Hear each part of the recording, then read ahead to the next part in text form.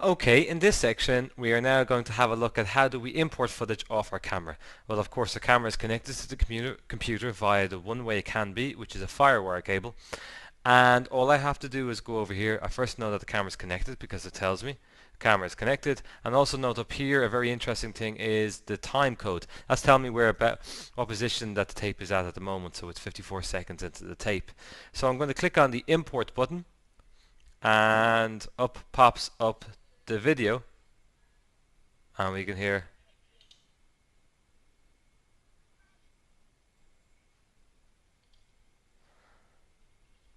Now if I want, I can click on import again, and it'll stop the import, and you'll notice that the clip has gone up onto my viewer. If you leave import on again, we'll try it again. We're going to import another clip of the guys playing football, and what happens here is that you notice I can also turn the volume down. Now you hear the guy say cut there, and the clip has changed, which means that they stopped the camera and started recording again. But the interesting part about that is that iMovie actually starts breaking the clips up for you into separate clips, which means that it recognizes every time the camera stops and starts. And every time it stops and starts, it will create a new clip up here for you in the shelf.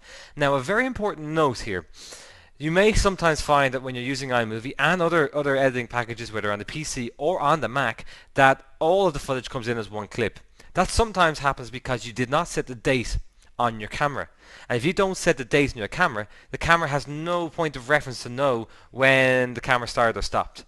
So the date is often used as a time code, which allows the camera to know that, okay, they've stopped the camera now and they started again 5 seconds later, so it's a new take. So if that doesn't happen, sometimes it's because that the camera date and time wasn't set within the camera, and that's why the clips aren't coming in separately.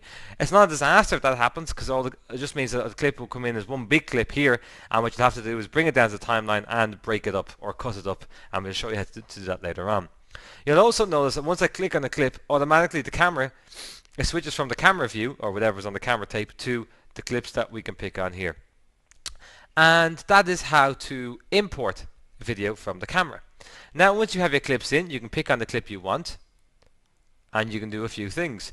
You can double click on the clip and you can change the info. This was shot 1, if you wanted to call it shot 1, and press on set, and you know shot 1 is changed. You can also change the clip in up here itself by clicking twice, and you can type in shot 2 and pressing return.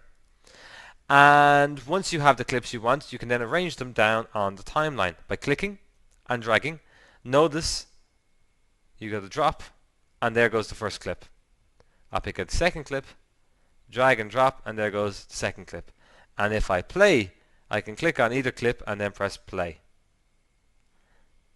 Now you notice it's quite low. I can higher the volume, but remember this is only the volume for us to hear. It doesn't affect what's going on the timeline down on the bottom.